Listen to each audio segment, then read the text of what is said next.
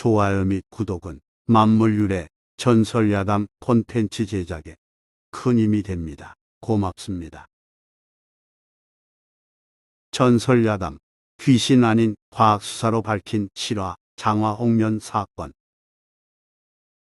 전래설화 장화홍련전에서는 귀신이 등장하여 신임 부사에게 억울함을 호소함으로써 사건이 해결됩니다. 그런데 이 이야기의 바탕이 된 실화에는 귀신이 등장하지 않습니다.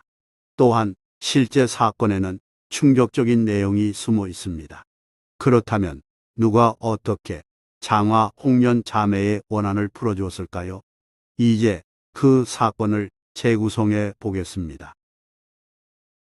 조선 효종 때 평안도 철산에 사는 좌수 배무룡의 아내가 어느 날 기분 좋은 꿈을 꾸고 일어났습니다. 하늘에서 선녀가 내려와 장씨 부인에게 예쁜 꽃을 주는 꿈이었고, 이후 임신했기에 태몽으로 여겨 아이를 낳은 후 이름을 장화라고 지었습니다. 장씨 부인이 꿈에서 본 화사한 꽃을 북한에서는 들장미, 남한에서는 찔레라고 부르는 까닭입니다. 그리고 2년 후 배좌수 부부는 또 딸을 얻었는데, 이번에는 붉은 연꽃 태몽을 꾸었기에 홍련이라고 불렀습니다. 배좌수는 두 딸을 매우 사랑하며 아꼈고, 가정에는 웃음꽃이 날마다 피었습니다. 그런데 불행히도 장씨 부인이 오래 살지 못하고 장화가 5살 때 세상을 떠났습니다. 배좌수는 대이을 아들을 얻고자 허씨 부인과 재혼했습니다. 드디어 아들이구나. 허씨 부인은 아들을 연이어 낳았지만 배좌수는 딸 아들을 차별하지 않았습니다. 배좌수는 아들을 보며 든든함을 느꼈고, 딸을 보면서는 죽은 전처 장씨를 떠올리며 안타까워했습니다. 배좌수는 자랄수록 전처 장씨를 닮아가는 자매가 애틋해 외출했다 돌아오면 먼저 큰딸 방으로 들어가 딸의 손을 잡고 눈물을 흘리곤 했습니다. 그때마다 계모 허씨는 창틈으로 그 모습을 엿보고 놀라며 질투를 느꼈습니다. 그와 더불어 계모 허씨는 전처의 소생인 장화홍련을 미워하며 구박했습니다. 장화는 어느덧 나이 20살이 됐고, 그제야 배좌수는 결혼 정년기를 넘긴 딸의 혼인을 서둘렀습니다. 그러던 어느 날 장화홍련 자매가 차례로 자살하는 사건이 일어났습니다. 자매가 스스로 연못에 뛰어들었다니 대체 무슨 일인지 알아보라. 효종 7년 철산 부사 전동을은 수하에게 실상을 파악해오라고 지시했습니다. 아버지는 향청의 우두머리인 좌수인데다 재산도 많은 부호였으므로 그런 넉넉한 집안의 딸이 연속으로 자살할 이유가 없어 보였기 때문입니다. 이튿날 다음과 같은 보고가 올라왔습니다. 장화가 아직 혼인하지 않은 처녀임에도 불구하고 임신했다가 낳게 하는 등 몸가짐이 부정하고 행동거지가 좋지 않아 계모 허씨가 이를 꾸짖자 장화가 그걸 치욕스럽게 여기고 연못에 몸을 던졌으며, 홍련은 언니 자살에 충격받아 그 뒤를 따랐습니다. 잘 사는 집 처녀가 애를 뱄었다고? 전동을은 보고서를 보고 오히려 의문을 품었습니다. 하여 신주무원록에 따라 철저히 확인에 나섰습니다. 신주무원록은 검시 규례를 상세히 기록한 검언 전문서이며, 전동을은 그에 따라 하나씩 살펴봤습니다. 정말 투신했는지부터 살펴보자. 신주무원록에 따르면 익사자는 설령 스스로 물에 뛰어들었더라도 본능적으로 살기 위해 허우적대므로 몸에서 흰 거품이 나온다고 되어 있습니다. 조사 결과 두 자매의 몸에서 흰 거품이 발견되어 익사는 사실로 판단됐습니다. 다음은 익사가 자의에 의한 자살인지 아니면 타의에 의한 타살인지 확인해보자. 신주무원록에 따르면 투신 자살하는 사람들은 소지품을 별로 지니지 않고 물에 뛰어들기 전에 신발을 벗어놓는다고 되어 있습니다. 현장 조사 결과 장화의 시신은 신을 신고 있었고 품에 보따리도 지니고 있었습니다. 자살하려는 사람이 신발도 벗지 않았을 뿐만 아니라 개인 소지품을 꼼꼼하게 싼 보따리까지 가지고 있다니 참으로 괴이하구나. 그 점을 이상하게 생각한 전동을은 검시를 명했습니다. 그 소식을 들은 두 자매의 아버지 배좌수와 계모 허씨가 사또를 찾아와 양반 여식의 몸을 어찌 함부로 검시하냐면서 강력하게 반대했습니다. 하지만 사또가 단호히 말했습니다. 익사인지 아니면 살해당하여 물에 빠진 것인지 명확히 밝히려면 부검해야 하오. 이것은 법에 명시된 일이오. 먼저 시신의 옷을 벗기니 주머니가 나왔는데 그 안에 은하가 상당량 있었습니다. 보따리와 더불어 이 역시 자살하려는 사람이 취한 행동으로 보기에는 무리였습니다. 바꿔 말해 장화는 자살할 마음이 전혀 없었음이 소지품으로 증명된 것입니다. 이어 진행된 부검을 통해 장화는 한 번도 임신한 적이 없었음이 판별되었습니다. 사또는 계모 허씨를 노려보며 물었습니다. 내가 지난번 장화의 낙태 증거라며 가져온 태아는 정녕 무엇이더냐?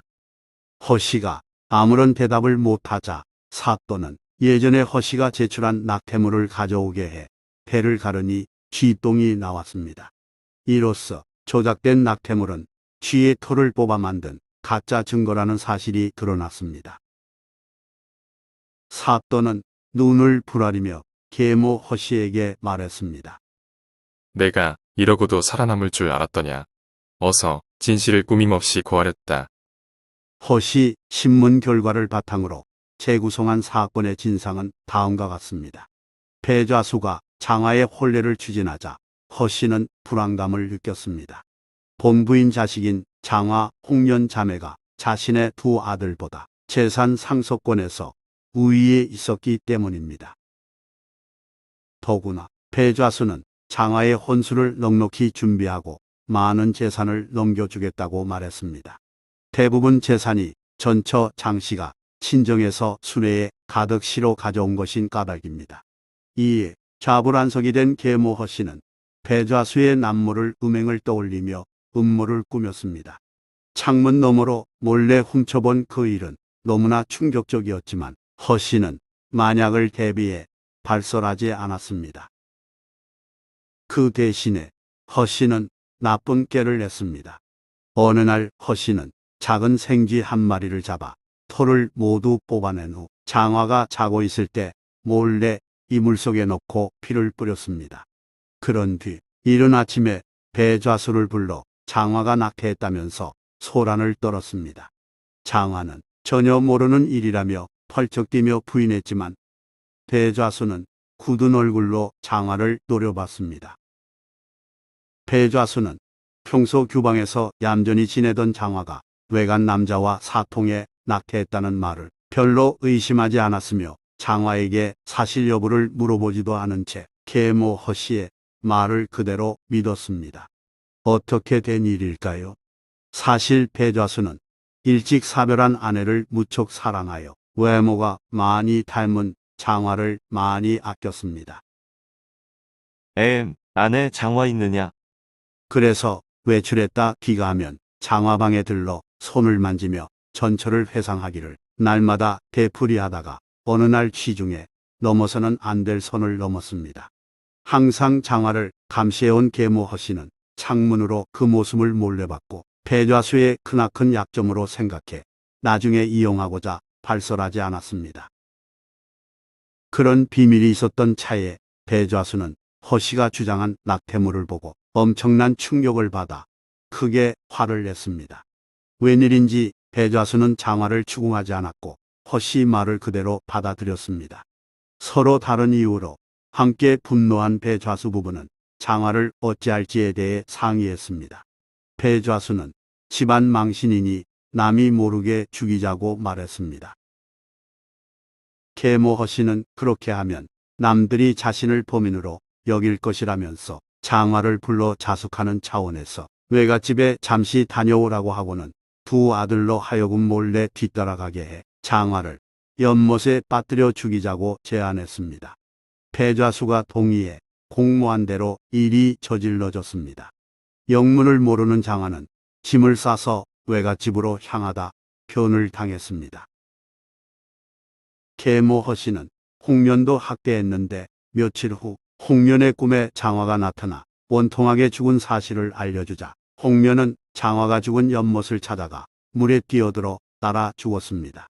배좌수 부부는 자매의 죽음을 자살이라고 신고하면서 소문이 잠잠해지기를 기다렸습니다. 그러나 사또 전동을의 날카로운 분석력에 모든 일이 들통났습니다. 사또는 계모 허시 및 두 아들을 사형에 처했고 장화 홍련의 죽음을 자살로 위장하는 일에 공모한 배좌수를 멀리 유배 보냈습니다. 사또 전동을이 명쾌히 처리한 이 사건은 입소문을 타고 널리 퍼졌으며 전동흘의 육대선 전만택이 그 내용을 1818년 박인수라는 사람에게 써달라고 부탁해 장화 홍련전이 탄생했습니다. 장화 홍련전에서는 부녀간의 비밀을 생략했고 원통하게 죽은 자매가 신임 사또의 꿈에 나타나 부탁함으로써 범죄가 드러나 죄인들을 처단했으며 배좌수가 처벌받지 않고 또 결혼해 쌍둥이 딸을 낳았다는 내용으로 바뀌었습니다. 실화 바탕이지만 내용이 덜어 바뀐 소설은 근대까지 큰 인기를 끌었고 훗날 영화로도 만들어졌습니다.